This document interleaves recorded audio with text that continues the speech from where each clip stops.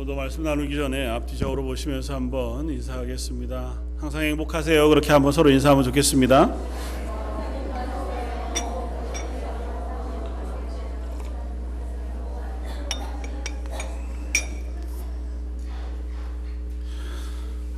오늘은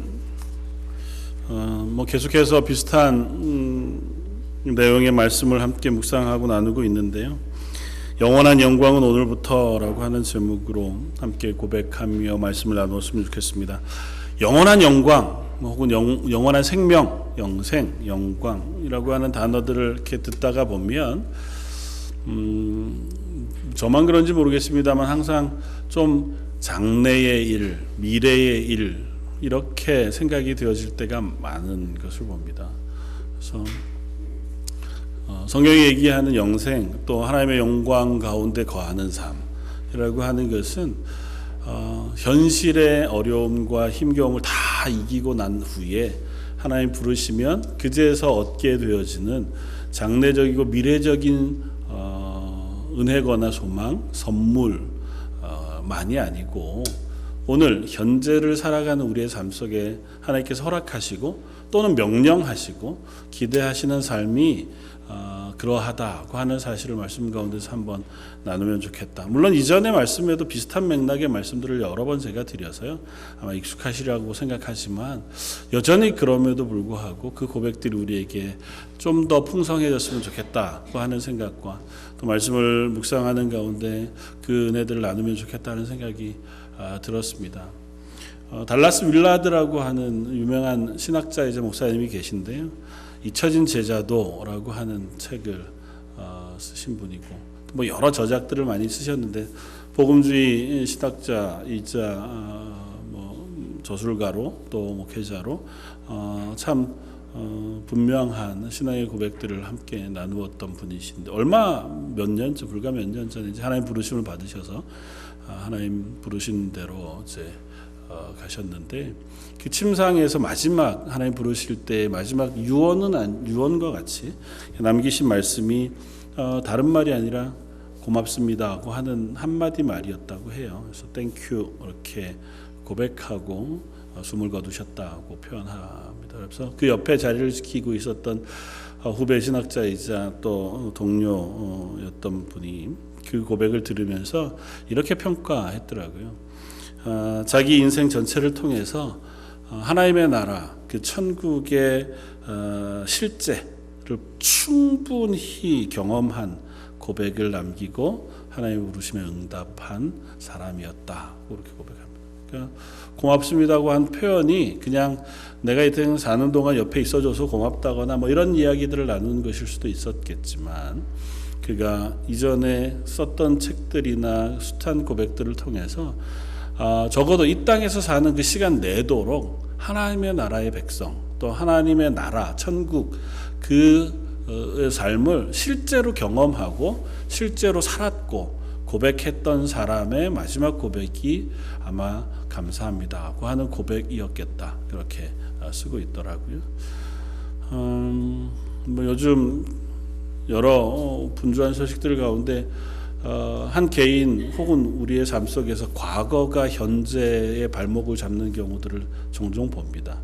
그러니까 목회자들도 그렇고 또 앞서 무슨 일들을 하려고 하는 사람들에게 있어서 보면 무엇인가 이제 그럴듯한 아니면 괜찮은 일들을 하려고 할 때에 그간 내가 살아왔던 과거의 실수들과 혹은 실패들 그런 것들이 현재 그 일을 하는 데에 걸림돌이 되기도 하고 그것을 하는 것을 위선처럼 보이게 하는 숱한 일들을 보게 되어지는데요.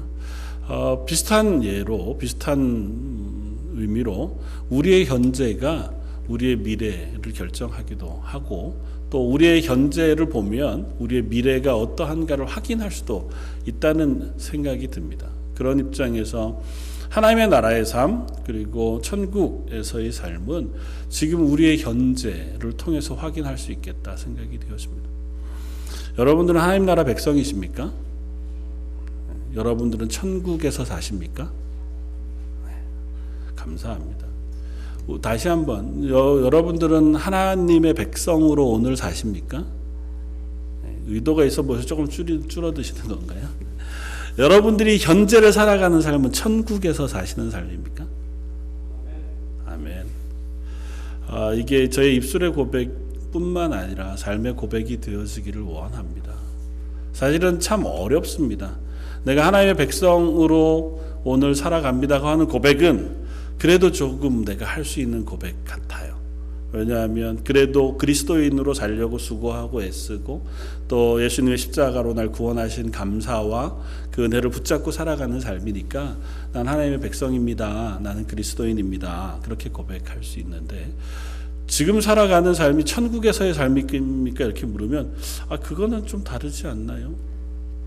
천국은 나중에 하나님 나라, 내가 죽으면 가게 되어지는 나라가 천국이지, 지금 내가 사는 건 여전히 지옥까지는 아니어도 현실이라고 하는 곳에 발붙여서 살아가는 삶이지 어떻게 천국의 삶을 살겠습니까? 맞죠? 그리고 자주 그런 표현을 쓰지만 저희의 발이 여전히 이 땅에 놓여 있어서 현실에 발을 디디고 살아가는 한 현실의 영향을 받습니다. 그리고 현실의 삶을 살고 또 현실의 삶이 천국일 수는 없죠. 그러나 거듭 이야기하지만 내가 그리스도인, 하나님의 자녀, 하나님의 백성으로 오늘을 살고 있다면 그 하나님의 통치 아래, 하나님의 인도하심 아래 오늘을 살고 있다면 그 삶이 천국의 삶이 아닐 리가 없다는 것입니다. 우리는 두 가지 삶 위에 현재를 살아갑니다. 하나는 육신의 삶이죠. 그래서 오늘 본문이 표현하고 있는 것처럼 때로는 그것이 환난이기도 하고 또 때로는 어려움이기도 하고 또 이 땅에서 만나는 고난과 힘겨움 아니면 슬픔과 아픔일 수 있죠. 우리가 피부로 체험하고 실제로 경험하는 그 삶들, 그것이 현실의 삶입니다. 이 땅에서의 삶, 연약한 죄인으로서 만나는 삶. 반면에 또 하나는 우리가 그리스도인으로 하나님의 통치 아래 내가 구원받은 그리스도인의 삶을 살아가는 거죠. 현실은 이렇다 할지라도 나를 여전히 하나님이 붙잡고 계시다고 하는 믿음과 내 삶을 하나님의 나라로 인도해 가시리라고 하는 믿음의 고백, 그리고 그 하나님이 나중에가 아니라 지금 이 순간에도 매 순간마다 나를 주목해 바라보시고 나를 아시며 나의 삶을 인도해 주신다고 하는 고백 위에 살아가는 삶. 근데 사실은 우리는 현실적인 사람이어서 내 피부로 느껴지는 체험과 눈으로 보여지는 것들이 되게 커요. 그래서 이 고백을 가지고, 믿음의 고백을 가지고 살아가지만 여전히 현실 가운데 우리에게 다가오는 고난, 어려움, 관계의 어려움 혹은 힘겨움, 슬픔, 아픔들이 우리를 너무 지독하게 붙잡는 거죠. 그래서 여기에 영향을 받다가 보니까 내가 하나님의 백성, 하나님이 나의 삶을 주관하신다고 하는 고백은 좀 멀리 아니면 좀 희미하게 놓여져 있고 이 문제가 나에게 너무 큰 인생을 살아가는 거죠. 그래서 이 문제를 해결하기 위해서 또 물론 조금 적극적으로 하나님께서 이 문제의 해결자가 되어주시기 위해서 기도하고 그 문제에 우리의 관심을 쏟고 살아가게 되어지다가 정작 하나님이 나의 하나님 되신다고 하는 이 믿음의 고백을 놓쳐버린 채로 살아갈 수도 있다는 거죠. 우리가 하나님의 백성이라고 하는 것과 이 땅에서 천국의 삶을 살아간다고 하는 고백은 이 현실이 사라졌다는 말을 하는 것이 아닙니다. 우리에게 주어지는 고난, 슬픔, 아픔, 고통, 힘겨움, 그런 문제들이 완전히 사라진 채의 삶을 우리가 산다는 의미는 아니에요. 그러나 이 삶이 있음에도 불구하고 우리가 부인할 수 없는 것은 하나님이 지금 나와 함께 계시다는 것입니다.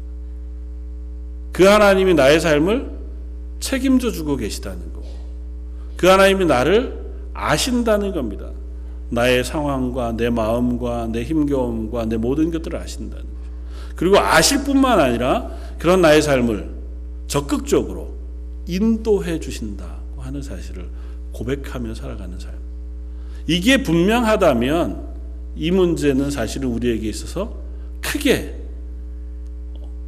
문제가 될 것이 없는 고백이 되어지기도 하겠다는 것입니다. 오늘 고린도 후서에 사도 바울이 고린도교에 편지하며 하는 편지의 고백이 이와 비슷합니다. 17절 말씀, 우리가 잠시 받는 환난에 경한 것이, 이렇게 표현합니다. 그러니까 이 환난은 교회가 받는 환난 혹은 핍박으로 국한해 이야기할 수도 있지만, 좀 넓게 따지면 이 세상에 살아가느라고 만나게 되어지는 어려움이에요. 그리스도인이기 때문에 조금 더 많이 받는 환난, 어려움도 있죠. 그러나 그저 육체를 지니고 이 땅을 살아가기 때문에 우리가 당연하게 어쩌면 만나게 되어지는 어려움들이 있습니다. 먹고 살아야 하니까요. 우리 육신은 연약하기 때문에 때로는 병들고 때로는 아픕니다. 우리가 관계 짓고 살아가기 때문에 관계 속에 때로는 즐겁고 행복하지만 때로는 그것이 우리를 아프게 하고 힘겹게 하잖아요. 그 모든 환난을 뭐라고 표현하냐면 경한 것, 가벼운 것이라고 표현해요. 그게 없는 것은 아니지만 그게 가벼워. 뭐에 비하면요? 지극히 크고 영원한 영광의 중한 것, 무거운 것에 비하면 이건 아주 가벼운 것에 불과해요. 그리고 이 가벼운 이 땅의 환난은 이 영광의 무거운 것, 그것을 우리에게 이루게 하는 이유가 된다고 씁니다. 사랑하는 성도 여러분, 저와 여러분들의 오늘 하루의 삶, 이 땅에서의 삶이 하나님과 동행하는 삶이 되어지기를 주님의 이름으로 축원을 드립니다. 그리고 그 삶을 우리는 천국에서의 삶으로 누리고 경험할 수 있게 되어지기도 바랍니다. 아무리 그래도 사실은 우리가 이 땅을 살아가는데 천국이려면 우리가 이 고난 때문에 만나게 되어진 어려움 정도쯤은 이길 수 있도록 해주셔야 하는 것 아닙니까? 달라스 윌라드라고 하는 분이 쓴 잊혀진 제자도라고 하는 책에 보면 이런 고백을 합니다. 그리스도의 뒤를 따르며 또 그리스도인으로 이 땅을 살아가는 사람들은 어디에서든지 그 삶 속에 그리스도의 성품과 능력으로 살아가는 것이 이 삶 속에 드러날 수밖에 없고, 또 그 선함과 그 사랑이 이 공동체 안에 흔적으로 우리가 확인할 수 있게 되어질 것이다. 그리스도인으로 산다고 하는 것은 머릿속에서 우리가 정답을 적어낼 수 있는 지적인 요소에 끝나지 않고 그 뒤를 따라 사는 삶의 흔적이 우리 삶 속에서 드러나고 확인되어지는 것이 당연하다 고백하는 거죠. 다만 안타깝게도 현대 교회 안에서 과연 그와 같은 흔적과 삶의 모습들을 찾아볼 수 있는지에 대해서는 좀 어려움을 겪게 되어진다고 고백하기도 했습니다. 그 말씀 가운데에서 우리가 한번 하나씩 살펴보기를 원하는 것은 첫 번째는 이것입니다. 그 하나님의 나라의 영원한 삶, 천국에서의 삶은 현재로부터 출발하여 시작한다 하는 것입니다. 우리가 이 땅에서는 고난을 당하나 하나님의 나라 가서는 내가 평안을 누리겠습니다 고 하는 고백, 그 고백도 별반 틀린 것은 아니지만, 그러나 오늘 사도의 고백처럼 그 영광은 오늘로부터, 지금으로부터 연결되어 출발하는 것이라고 하는 사실들을 우리가 확인하고 기억했으면 좋겠습니다. 왜냐하면 하나님이 우리를 구원하시면 그 구원하신 그 순간으로부터 우리는 하나님의 소유가 되었습니다. 그리고 하나님의 소유가 되어진 그 순간부터 우리는 하나님의 나라에서 삶을 시작하게 되었습니다. 물론 육신의 경한 어려움들이 우리에게 여전히 있지만, 그러나 궁극적으로 우리는 하나님의 소유가 됐고 하나님의 통치 가운데 있기 때문에 그 삶은 천국에서의 삶이에요. 그리고 그 삶을 달라스 윌라드라고 하는 교수님은, 그분은 제자도라고 하는 이름으로 설명했어요. 한번 생각해 보자는 거죠. 예수님의 12제자들을 우리가 떠올려 보자. 예수님의 12제자들을 예수님께서 부르시고 3년여간의 시간 동안 그들과 함께 다니신 이유가 무엇이겠는가? 만약에 우리의 죄를 지시고 십자가에 죽으셔서 그 죄를 사하시는 것으로 구원을 완성하시는 것이었다면 예수님께서 제자들을 데리고 3년여 동안의 시간이 필요가 없지 않았을까? 마지막 일주일 전에 불러다가 내가 이렇게 죽을 것이고 그 죽음을 통하여 너희의 구원을 이룰 것이라고 가르치시고 십자가에 죽으셔도 그 죽음의 증인, 부활의 증인으로 그들을 세우실 수 있었을 거예요. 그런데도 왜 굳이 3년이나 되는, 3년이 정확히 되는지 모르지만 3년여간의 시간 동안 함께 먹고 함께 마시고 함께 길을 걷고 함께 가르치시고 배우고 잠자고 합숙해 가며 시간을 보내며 그들에게 너희는 나를 따라오너라고 말씀하시는 이유는 그리스도인으로 하나님의 구원받은 그리스도인의 삶이 무엇인가 하고 하는 것에 대하여 가르치시고 그 삶을 이 땅 가운데에서 살게 하시기 위함이라는 거죠. 그리고 그들이 그리스도의 뒤를 따라 사는 삶을 사는 삶이 천국에 가지 않고 아직 거기에 이르기 위하여 내 삶을 쌓아가는 훈련은 아니라는 겁니다. 우리 예수 그리스도를 믿고 구원 얻은 그 순간 구원받은 그리스도인입니다. 그때로부터 하나님의 통치 아래에 있죠. 그래서 그때로부터 우리는 천국의 삶을 살아갑니다. 그러나 아직 이 땅에 있는 동안 그 천국의 삶을 우리 속에 완성해 갈 필요가 있어요. 경험해 갈 필요가 있고. 그래서 제자들과 함께 그 시간을 보내시면서 그들에게 천국의 사람으로 어떻게 살 것인가, 그리고 천국의 사람으로 사는 삶이란 무엇인가를 가르치셨을 것이라는 것입니다. 예수님은 하나님의 아들이십니다. 온 세상의 주인이시고 모든 것을 주관하시는 하나님이세요. 그럼에도 불구하고 하나님이 이 땅 가운데 오셔서 인간의 육체를 입고 인간으로 사셨습니다. 그리고 완전한 사람이신 예수님께서 사람인 12명의 제자들을 불러 이 땅 가운데 하나님을 따르는 삶이라고 하는 것이 무엇인가를 실천하며 경험하며 살게 하셨습니다. 그것이 바로 천국에서의 삶의 시작인 줄 압니다. 하나님의 말씀에 적극적으로 순종하고 그 하나님의 구원과 사랑을 적극적으로 나누어 주어 그 사람들에게 하나님의 구원을 전파하고 함께 사랑으로 세워져 가는 것, 그것이 바로 영원한 생명, 하나님의 영광의 삶을 이 땅에서부터 시작하는 삶인 줄 압니다. 만약에 우리가 이 땅에서는 그걸 이룰 수 없으니까 이 땅에서는 그냥 그것 없이 살다가 하나님 나라 가면 우리가 그걸 배우고 알겠죠. 그럴 수 없습니다. 이 땅에서 하나님을 몰랐는데, 이 땅에서 하나님의 나라의 삶에 대해서 전혀 살아본 적이 없는데 하나님 나라 가면 난 하나님 나라의 백성으로 잘 살 수 있을 것이다. 어떻게 보면 착각 아닐까요? 그냥 상식적으로도 그렇지 않을까요?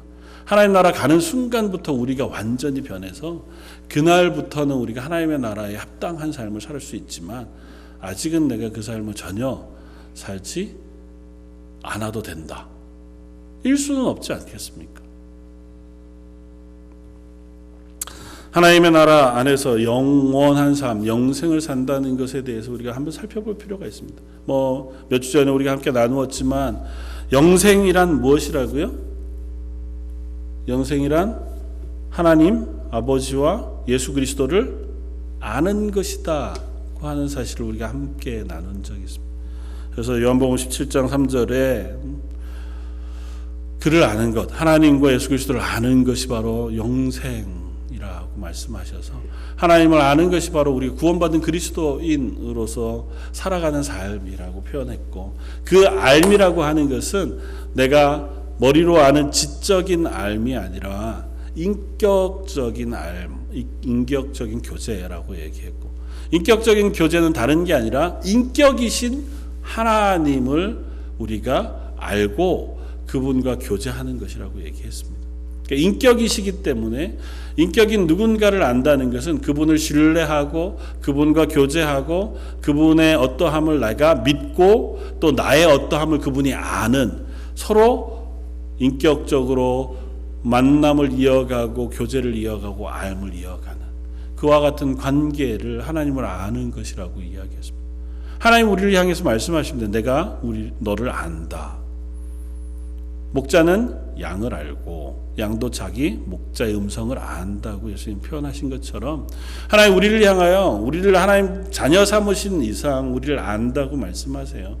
내가 너의 이름을 알고 내가 너 태중에서부터 너를 알았고 우리의 삶의 일거수일투족의 모든 수순을 알고 계시다고 말씀하세요. 처음 만난 나다나엘을 향해서 내가 무화과 나무 아래에 있을 때에 내가 너를 보았다고 말씀하신 것이 예수님이셨습니다. 우리는 은밀히 행하는 어떠한 일이지라도 하나님은 그것을 알고 계시고 보고 계시고 있다고 말씀해 주세요. 하나님은 우리를 아세요. 그러면 우리는 그 하나님을 아느냐는 거죠. 그 하나님을 아는 것이 우리 구원의 첫 모습이자 영생의 시작인 줄 압니다. 그래서 우리는 그 하나님을 알기를 소망하는 것이고 그 하나님을 안다고 하는 것은 그냥 하나님의 말씀을 내가 안다, 머릿속에서 기억하고 이해한다, 나는 그것에 동의한다는 것이 아니고 동의하기에 믿는 것이고 그것을 알기에 믿음대로 사는 것을 의미한다. 그분을 알고 그분의 말씀에 순종하는 것이 그분과 교제하는 것입니다. 영생은 하나님의 말씀을 알고 하나님의 말씀을 아는 대로 이 땅 가운데 순종하며 살아가는 것, 그것이 바로 우리의 구원, 영생의 출발이라는 사실을 우리가 기억해야 합니다. 하나님은 나를 아셔. 그래서 나를 친밀하게 끌어안으시고 내 삶에 주관하시고 찾아오셔서 내 삶의 이것저것들을 다 책임지시라고 말씀해 주세요. 하나님 감사합니다. 우리가 그렇게 고백은 하지만 나는 하나님의 말씀을 들은 척하지 않고 하나님의 말씀이 무엇인지 궁금하지 않고 하나님 우리에게 명령하신 명령을 귀담아 듣지 않아요. 예수 그리스도의 뒤를 따라 사는 그리스도인이란 이름은 가졌으되 예수님의 성품을 따라 살려고는 하지 않습니다. 그럴 수는 없잖아요. 잘하느냐 잘못하느냐 뭐 그럴 수는 있죠. 우리가 연약하니까요. 그래서 우리가 기도하는 거잖아요. 예수 그리스도의 성품을 따라 살게 해주십시오. 그 성품을 내게 허락해 주십시오. 그게 성령의 열매들이고요. 우리 속에서 맺혀지는. 예수님은 그 삶을 제자들에게 가르치셨습니다. 제자들이 예수님을 따라가면서 배웠던 것은 바로 그런 것이었을 겁니다. 물론 그 순간에도 여전히 그들은 이 땅 위에 사니까 이 땅의 문제들이 그들에게 없었던 것이 아니에요. 그러나 이 문제들은 중요하지 않습니다.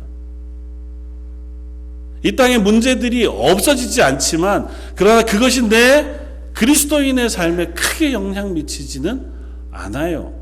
불편할 수도 있고 그것 때문에 힘겨울 수도 있죠. 그러나 내 마음의 기쁨을 빼앗아 갈 수는 없다고 하는 것이 성경의 고백이었잖아요. 예수님을 따라다니던 제자들의 삶을 우리가 한번 생각해 보면 예수님 이 땅에 사시는 동안 집이 없으셨어요. 물론 예수님을 섬기는 숱한 사람들이 예수님이 오시면 모셔다가 집에서 공개하고 음식을 대접하고 말씀을 듣고 하는 그와 같은 일들을 했으니 아마 가는 곳마다 예수님이 들리는 마을마다 주무실 곳이 있었을 것이고 음식을 대접하는 것이 있었을 거예요. 그렇다고 해도 예수님이 언제라도 내 머리 하나 쉽게 누일 만한 내 집을 갖지 못하셨음에 대하여 이야기하시는 말씀 우리가 듣잖아요. 참새도 집이 있고 여우도 굴이 있는데 난 내 머리 둘 곳 그곳이 없다고 말씀하신 분이 예수님이셨습니다. 예수님이 사는 곳이 천국이에요. 예수님이 계신 곳이 하나님의 나라잖아요. 예수님은 전능하세요. 무엇도 할 수 있고 죽은 자도 살리실 수 있지만 여전히 이 땅에서 당신의 머리 누일 집을 갖지 못한 불편함을 가지고 사셨습니다. 예수님 여전히 식사 안 하시면 배고프신 인간으로 이 땅을 사셨습니다. 돌이 떡이 되어 만드실 수 있는 하나님이셨고 물이 포도주가 되도록 변화시키는 능력이 있는 예수님이셨지만 여전히 매일마다 시마다 때마다 음식을 드셔야 했습니다. 제자들이야말로 예수님의 뒤를 따르는 일이었으니 자주 아마 어쩌면 음식을 먹지 못하는 시간들을 보냈을 겁니다.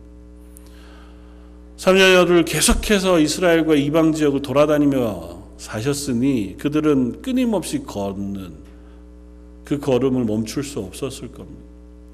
나귀를 타고 다니신 흔적을 보이지 않는 것으로 보아 대부분 걸어 다니셨어요. 그 지역들, 사막 지역들을 걸어 다니시는 그 삶이 아마 늘상 편하지만은 않으셨을 겁니다. 그러니까 이 땅에서의 수고와 삶이 그들에게 없는 것이 아니었습니다.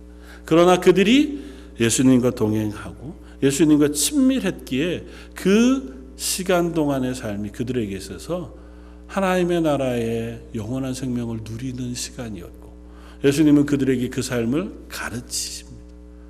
너희는 나를 따라오너라.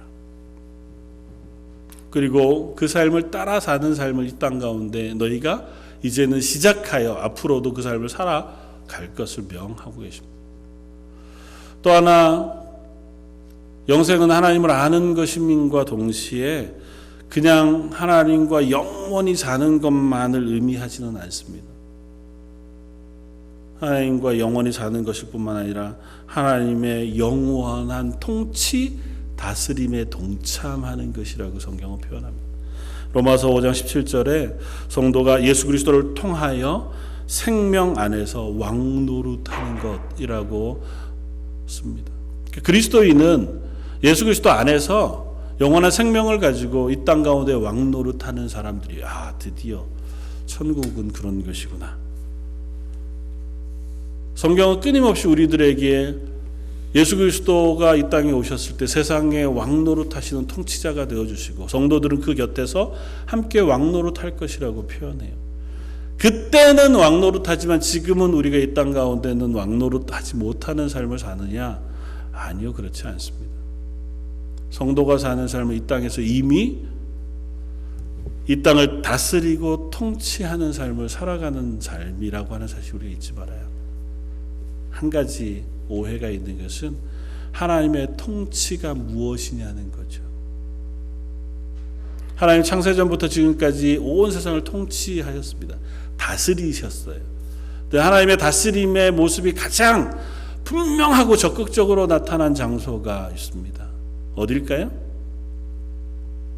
하나님의 인간을 향하신 통치의 모습이 가장 분명하게 표현된 장소. 예수님의 십자가. 하나님은 이 세상의 통치자세요. 온 세상을 다스리는 권세가 있고 생명을 죽이고 살리실 권세가 있습니다. 그러나 하나님은 그저 폭군과 같이 이 세상을 다스리는 통치자는 아니세요. 야, 이렇게 해! 명령하고 가만 근엄하게 앉았다가 한 사람은 상 주고 그렇지 않은 사람은 벌 주는 것으로 끝내시는 것이 하나님의 통치가 아니라고요. 그래서 하나님이 통치하신다, 하나님이 다스리신다고 하는 표현은 다른 말로 섬김이라고 표현할 수 있다는 것입니다. 달라스 윌라드라고 하는 분 자기의 고백 가운데 그런 고백을 했어요. 하나님의 통치는 섬김이라는 단어로 설명할 수 있다. 그리스도인에게서도 동일합니다. 우리가 하나님과 함께 세상을 통치한다고 하는 것은 세상 위에 군림하여 그들을 짓밟고 그들 위에 권세를 가지고 다스리는 의미를 갖는 것이 아니에요. 그들을 섬김으로 다스림에 동참하는 것입니다. 사실 이 말은 참 어려워요. 무슨 섬김과 다스림이 같은 말일 수 있을까? 이렇게 이해하면 어떨까 싶습니다. 세상에 아버지와 자녀 혹은 부모와 자식의 관계를 우리가 생각해 보면 부모는 자식을 가르칩니다. 품 안에서 양육하고 그들을 사랑합니다. 그리고 부모가 자식을 가르치고 양육하고 부모의 집 아래 자녀를 두는 것, 그것을 다스림으로 이해할 수 있습니다. 그래서 하나님이 우리를 다스리실 때 우리에게 하나님은 아버지가 되어주시는 거잖아요. 요즘 생각해보면 그런 생각과 후회들이 있습니다. 내가 우리 자녀들에게 나누어주는 사랑, 정말 걔네들은 사랑으로 느끼는지 잔소리로 느끼는지 알지 못하지만 자녀들을 위하여 쓰는 시간, 자녀들을 위하여 쓰는 물질, 관심, 그것의 한 10분의 1만 내 부모님에게 드렸다면 좋았겠다. 그럴 시간이 많지 않고 이미 하나님 부르시기도 하셨지만 내가 부모님들을 향하여 드리는 사랑과 관심 혹은 사랑의 고백, 혹은 시간, 내가 자녀들과 함께 보내었던 여행, 혹은 그들과 함께 나누었던 시간들의 아주 조그만 10분의 1 시간만이라도 내가 부모님과 함께 보낸 시간이 있는가 하고 물어보면 그렇지 못하구나 하는 생각을 하게 됩니다. 그리고 그것이 어쩌면 하나님이 만드신 자연스러운 우리의 모습이겠다고도 생각이 돼요. 사랑은 위에서 아래로 내리사랑이라고 하잖아요. 그러니까 부모님이 나에게 부으신 사랑, 그 섬김과 사랑, 그것을 내가 받아 그 사랑을 부모님에게로 다시 올려드리는 게 아니고 내 자녀에게로 또 흘러 내려주는 거죠. 그래서 그 사랑은 계속해서 그 자녀의 자녀로, 그 자녀의 자녀를 향해서 흘러내려갑니다. 그리고 그 사랑을 우리는 섬김이자 다스림으로 표현할 수 있어요. 자녀들에게 때로는 혼내고 경계를 쳐줍니다. 야, 신앙생활 하는데 이런 선은 너희가 넘지 않았으면 좋겠다. 바르고 착하게 살아라. 기왕이면 정직하게 살렴. 좋은 친구들을 사귀고 친구들에게 넌 좀 참아주고 좋은 친구가 되어주렴. 성경이 예수님께서 하나님께서 우리에게 가르치시는 가르침을 우리가 자녀들에게도 가르치기도 합니다. 마찬가지로 하나님도 우리에게 그와 같은 다스림을 다스리고 계시고 우리로 하여금 그 다스림 속에 함께 동참하게 하시기를 원하신다는 것입니다. 그냥 영원히만 사는 것이라면 그것은 영생, 구원, 하나님의 영광에 들어가는 삶이라고 할 수 없어요. 단편적으로 생각해 보면 동물들도 하나님의 나라 가면 있을까요? 아마 있을 거라고 생각이 돼요. 가끔은 이제 이렇게 다투는 이유가 되기도 하지만 내가 기르는 이 사랑스러운 반려동물들을 하나님의 나라 가서도 똑같이 만나게 될까? 좀 만나게 되리라고 믿습니다. 근데 개가 개냐? 그건 잘 모르겠어요. 왜냐하면 동물들은 영혼이 없어요. 선과 악을 선택하여 스스로 살아가는 그 같은 영혼의 삶을 살지 못해요. 습관과 기억들은 가질 수 있겠죠. 하나님께서 그들을 하나님의 나라에 영원히 살게 하신다고 해서 그 동물들이 하나님의 나라의 영광을 누리고 영생을 누리느냐? 성경은 그렇게 표현하지 않습니다. 하나님의 영광, 하나님의 주시는 영원한 생명을 누리는 것은 하나님을 알고 하나님의 말씀에 순종하여 그 하나님과의 교제를 이루어가는 그 삶 속에서 분명해지고 완전해지는 것이라고 설명합니다. 좀 더 분명하게 예를 들면 죄를 범하여 지옥에 가는 사람들은 영원히 살까요? 그냥 영원히 살죠. 다만 그들의 삶이 지옥에서 살 뿐입니다. 그러면 이 땅에서 죄를 짓고 사는 사람들은요? 로마서 말씀에 그들은 허물과 죄로 죽었다고 표현해요. 이 땅 가운데에서 살아가지만 범죄하며 살아가는 삶을 허물과 죄로 이미 죽은 삶이라고 표현합니다. 생명을 가지고 살지만 영생을 누리지 못하는 삶인 거죠. 죄에 굴복하여 죄에 순종하여 또 이 세상의 유혹과 욕심에 굴복하여 그것이 내 삶을 주관하며 살아가는 삶이 되어질 때 그 삶을 죄에 죽어진 삶이라고 표현해요. 우리는 영원한 생명 하나님의 구원받은 그리스도인으로서의 삶을 살아가고 있다면 죄에 굴복하여 살아가는 삶이 아니라 하나님의 통치에 순종하는 삶이자 그 하나님의 명령에 순종하여 이웃을 사랑하고 이웃에게 선을 행하며 하나님의 그 구원과 사랑을 나누는 삶을 살아가는 삶을 사는 사람들이라고 표현하는 것이고 그 삶을 천국에서의 삶이라고 말하고 있다는 것입니다. 그러면 이렇게 좀 강력하게 질문해 볼 수 있습니다. 난 이 땅에서 하나님 말씀에 순종하지도 않고 그 말씀에는 관심도 없으나 그래도 나는 천국은 갈 거야 는 말은 쉽게 우리가 인정하기 어렵습니다. 근데 참 많이 우리는 그렇게 이야기하며 살아가고 있는지도 모릅니다. 주 예수를 믿으라 그리하면 너와 내 집이 구원을 얻을 것이다. 난 예수님을 믿죠. 그래서 나는 구원받았습니다. 그런데 그의 삶이 구원받은 그리스도인으로서의 조금의 삶도 살지 않는. 그러면 그 사람 구원받았을까요? 우린 모르죠.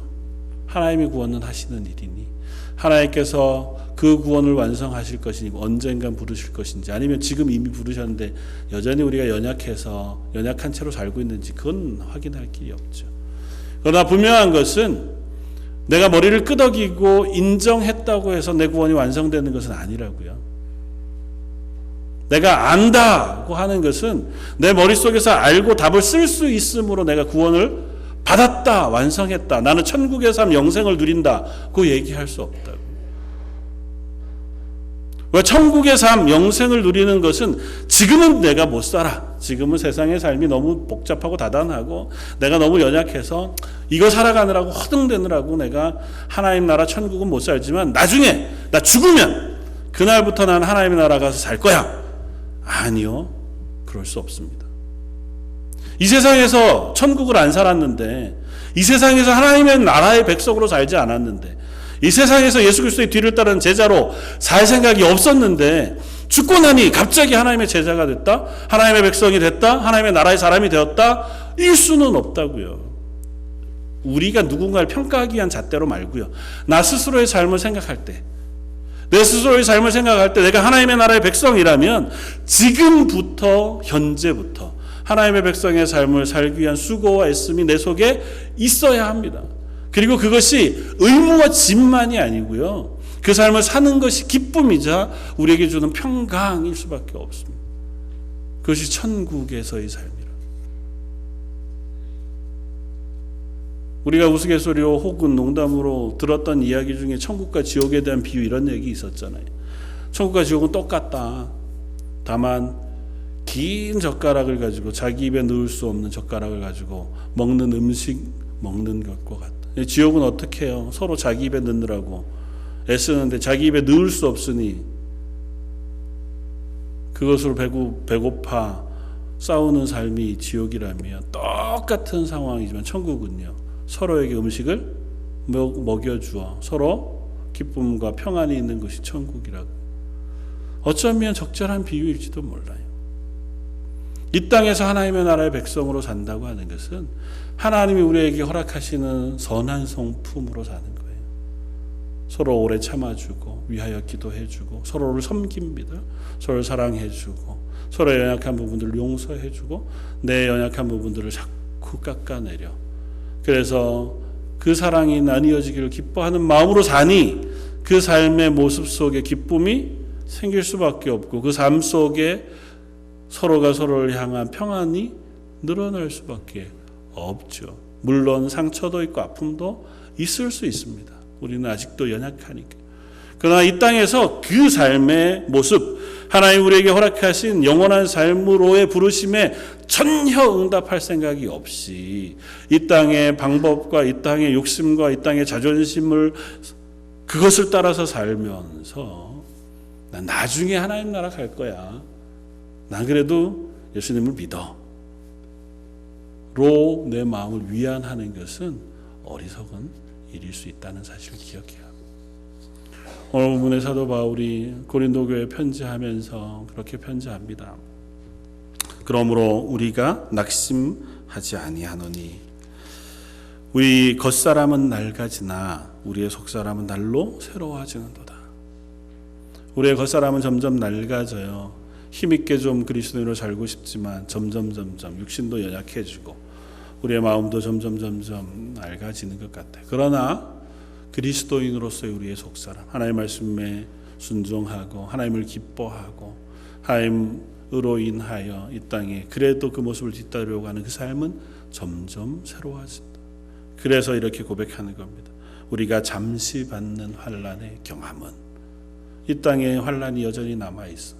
그래서 여전히 우리는 그 환난, 어려움, 슬픔, 고통, 괴로움, 그것을 우리가 없이 살 수는 없어. 그러나 그것은 무겁지 않아. 뭐에 비하면? 하나님의 영광의 무거움에 비하면.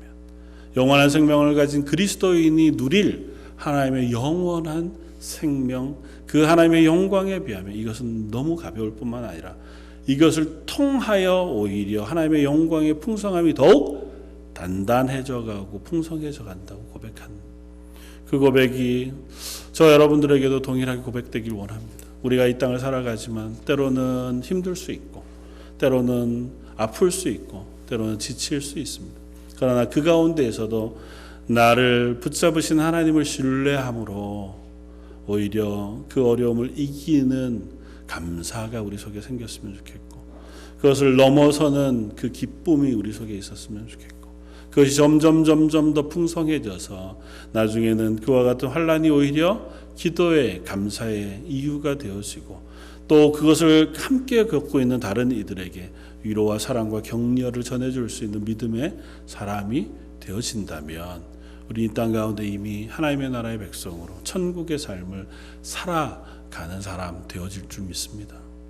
하나님의 나라 그곳에서의 놀라운 아름다움 그것은 여전히 우리들에게 소망이 되지만 그 소망을 이 땅 가운데 저와 여러분들의 삶 속에서 조금씩 실천하며 누리고 맛보고 그것이 서로 나뉘어져서 저 여러분들도 하나님 부르시는 그날 하나님께서 부르신 그 삶 속에서 하나님 주신 은혜 가운데 참 감사하게 살았습니다 고백하며 갈 수 있는 저 여러분들 되시기를 주님의 이름으로 축원을 드립니다. 다시 한번 기도하겠습니다. 사랑과 은혜가 풍성하신 하나님 우리를 부르심 그 구원의 부르심과 하나님의 나라의 영광과 영생은 이 땅 가운데 지금 오늘부터 우리에게 허락하신 것인 줄 믿습니다. 하나님을 알고 하나님의 말씀에 순종하며 그 하나님의 성품을 따라 이 땅 가운데 살아가기에 저와 내 주변에 있는 이들에게 그 사랑을 나누어 주고 그들을 섬기며 격려하여 함께 하나님의 나라가 되어져가는 저희 런던 제일장로교회가 되게 하여 주옵소서. 특별히 여전히 연약하고 여전히 어려운 문제들로 인하여 하나님의 도우심을 구하는 성도들이 있습니다. 하나님 그 육체와 심령 가운데 그들이 막다트린 문제 가운데 하늘의 풍성한 은혜로 덮어주셔서 그 일 가운데 동행하시는 하나님을 기억하고 그분을 경험하여 하나님의 사람으로 살아가는 하루하루가 되게 하여 주옵소서. 오늘 말씀 예수님 이름으로 기도드립니다. 아멘. 찬송가 280